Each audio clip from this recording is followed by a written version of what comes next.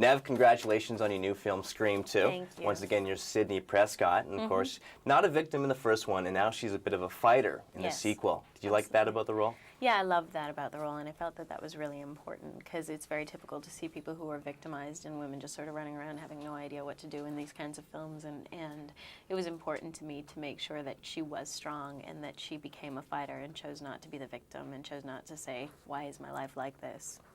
Now, Wes Craven has really reinvented the genre with the Scream series. Could you ever imagine yourself doing like a horror movie, let's say 4 or 5 years ago?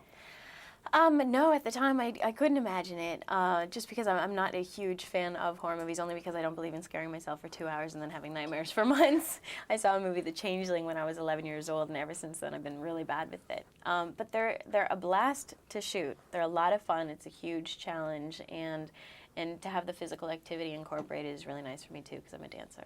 Great. Yeah, of course you do get to do a dance sequence in the film. Of course, you get to use some of the training at the National Ballet. Was that kind of a nice change for you? Oh, it was really nice. It was really nice to actually have a rehearsal period with a bunch of dancers and get back into that a bit and work with a choreographer. And I wish I had been able to do more, but we couldn't have it be unbelievable and have all of a sudden Sidney be this fantastic dancer. So it was all right. That's great. Of course, in the original, you make a somewhat disparaging remark about Tori Spelling playing you in the movie, and in the sequel, she shows up in the movie version. She does, playing me. Playing you. Yes. Did you get a chance to talk to her? Was she a good sport about the whole thing? Such a good sport. She's such a fantastic girl, very smart, and a great sense of humor. You know, she wasn't upset about it. She didn't take it in a negative way.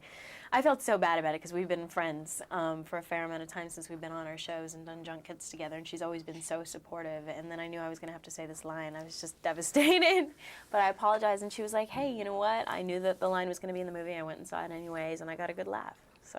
Great. I was talking to Jerry O'Connell. Of course, you did a small role on My Secret Identity back when it was shot in Toronto. He said, yeah, he asked you out, but he told you that? He said that.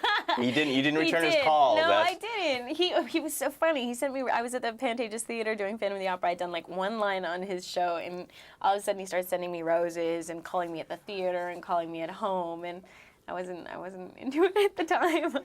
I'm surprised he told you. It must have been weird to see him, or weird to work with him in the sequel. Oh, it was great to work with him. It was really nice. You know, it's really nice to see other people doing really well as well. And I'm happy for him. I couldn't think of someone who deserves it more. He's a gentleman. He's a true gentleman. You don't have a lot of that in Hollywood anymore. Yeah, he's a great guy.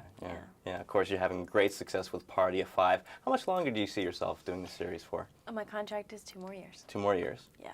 Great. And like the roles that you've been taking have been very like the role that you play on the show. Is that the conscious choice to make something a little bit different? Yeah, that is a conscious choice. I don't want people to feel that I can only do one thing, and also as an actor I want to be challenged, and I find it really inspiring to try and create different kinds of characters.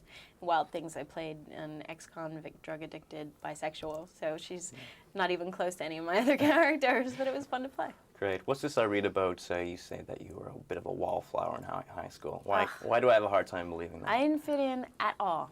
Did not at all. I was a loser at my school, and I actually ended up dropping out of high school because I was doing Phantom of the Opera when I was 15 and sort of went into that. But no, I didn't fit in.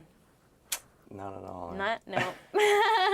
No, I just couldn't do it. I couldn't relate to people my age, and I had been training and working for a long time already, and I think that was part of it. Great. Also, I was just a gawky kid. I have a hard time believing that, but it's true. What's next for you?